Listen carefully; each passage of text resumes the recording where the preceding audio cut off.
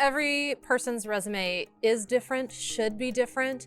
I always like to think that a resume, yes, there's a structure. You would look at a document and know it's a resume, but what you put into that, you can get very creative. It's going to be different for each person. Everybody has different strengths, their own unique skills, their own education and knowledge that they're bringing to their document. So using another template or somebody else's template, you might not be highlighting what your industry is asking for. So passive voice, I catch right away. You're not cutting to the chase of what you really should be focused on. So some examples of what that is if you see the verb worked in your resume or starting one of your statements or one of your bullet points, like worked with, worked on, be more descriptive. We know it's work. So what did you actually do? Did you supervise or lead or design?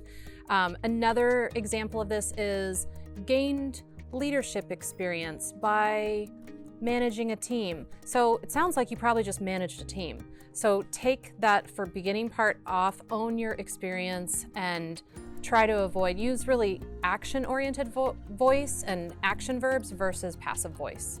So one mistake I see is mistaking characteristics for skills.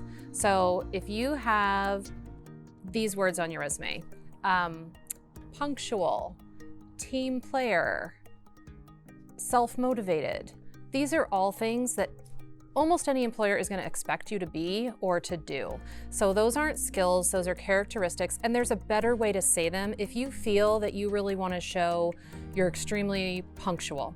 And turning that into a skill might be that you have really strong time management, or you start projects early before a deadline. So think of what that actually is, if that's a skill, not just a characteristic, and turn it into more of a skill.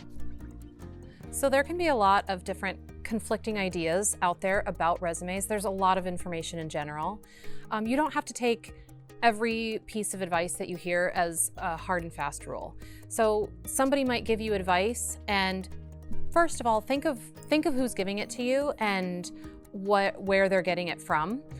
Also know that might have worked for them and at a certain time.